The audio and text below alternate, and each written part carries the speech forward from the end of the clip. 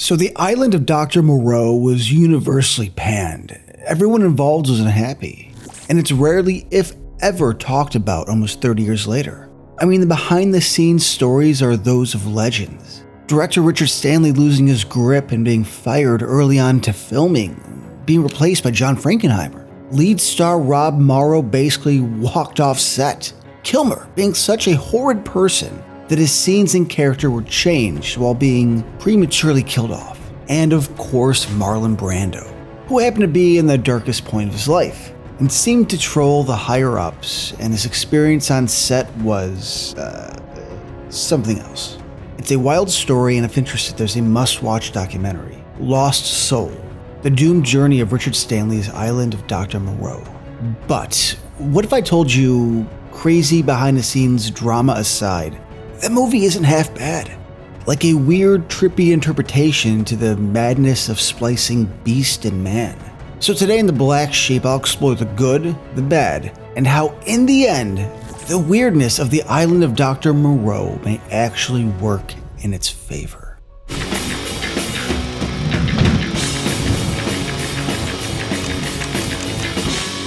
Released in August of '96, The Island of Dr. Moreau follows Edward Douglas, a man stranded in the sea after a plane crash, rescued by the eccentric Montgomery, who brings him to a secluded island where an even weirder man by the name of Dr. Moreau is deep into genetic splicing between man and animal.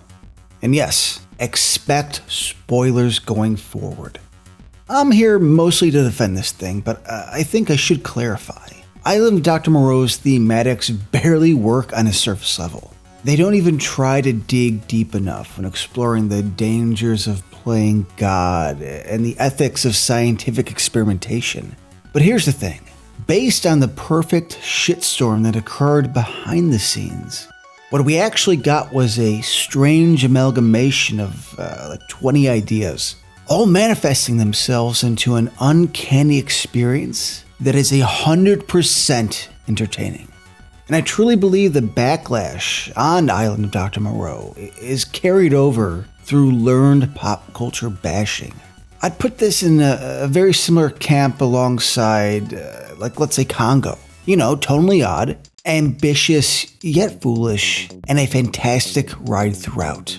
Let's start with Brando as Moreau, who's nothing short of spectacular, decked out in white sunscreen, adorning a fruit basket for a hat, and of course the ice bucket. You know, just one day he decided his character hated the heat, and the ice bucket helmet was born. He interprets Moreau, and if you didn't know, he would constantly change things up just to f with the director.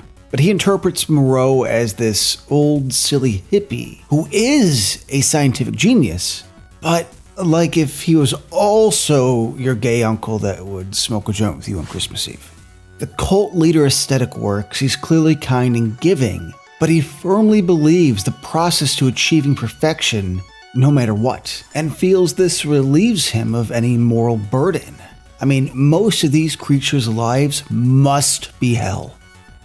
Monroe's 60s feeling outlook, one lacking any malevolence, makes for an engaging and kooky character who's also responsible for such tragedy.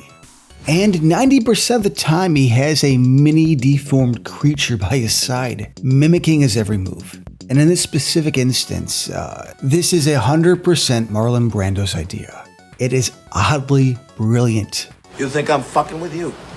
I am not fucking with you. Before we continue with our video, here's a reminder to click the store tab on any of our JoBlo channels and browse our collection of the latest and freshest designs in our merch store. Go get you some.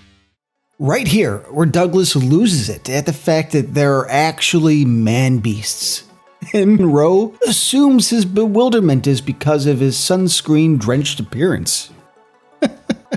It's fantastic deadpan and flawlessly timed. Basically winking at us, yet still grounds everything with an absolute seriousness. Bizarre dueling tones, Brando's ever-changing accent, it just makes Moreau iconic. Love it or hate it, Brando's take is unforgettable. And that's what makes this iteration so pleasing, is everyone's wacky interpretation. Of course, it is formed from script changes and in the edit, but nonetheless strange.